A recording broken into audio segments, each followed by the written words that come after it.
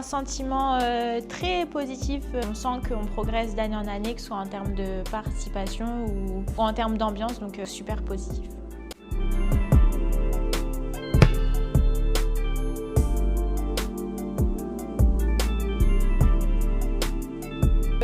Il faut avoir confiance en soi, être sûr de ses annonces. Pour un tournoi Open, il faut avoir des qualités comme savoir bien répondre aux joueurs. Également, ne pas subir trop la pression et ne pas être trop stressé, même si c'est difficile. Oui, je voudrais passer mon niveau A2 parce que ça me permettrait de plus voyager autre part pour l'arbitrage, qui peut être hyper intéressant pour moi.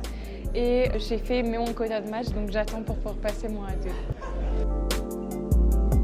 De pouvoir passer du temps dans mon club et également ça m'a permis de garder une suite après mes nombreuses années en tant que ramasseuse de balles. Ça me permet de rester sur le terrain et de prendre du plaisir.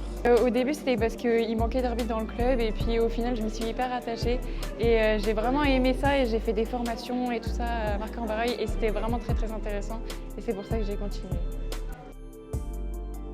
C'était bien. Bah franchement ouais, c'était vraiment bien. Un peu de stress au début mais ça va. Parce que les joueurs sont très gentils. Ouais, franchement oui. Premier match c'était plus dur parce que c'était la reprise, du coup les roulés un peu plus durs, les lancers plus durs et au fur et à mesure ça se fait tout seul. Moi ça fait 3 ans. Et moi 2. Ça fait 3 ans à peu près. C'est aider les joueurs à ramasser les balles, comme ça ils n'ont pas à aller les chercher partout sur le terrain. C'est un peu cardio parce qu'il faut courir un peu dans tous les sens, mais en plus c'est super bien parce qu'on peut voir les grands joueurs jouer, etc. de très près, donc c'est vraiment parfait.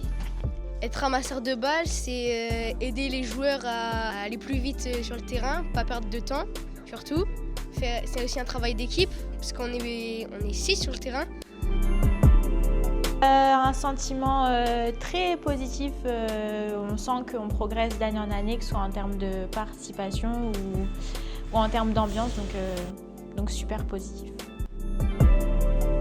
Le plus gros défi à gérer cette année, c'était d'avoir le moins de WO possible, donc essayer d'arranger tout le monde, faire en sorte que tout le monde puisse jouer son match en fonction des contraintes de chacun.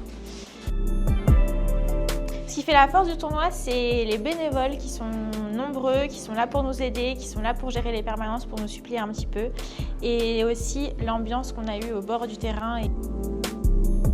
L'année prochaine, essayer d'avoir un petit peu plus de soutien financier pour grandir et devenir un CNGT, ça serait vraiment super chouette.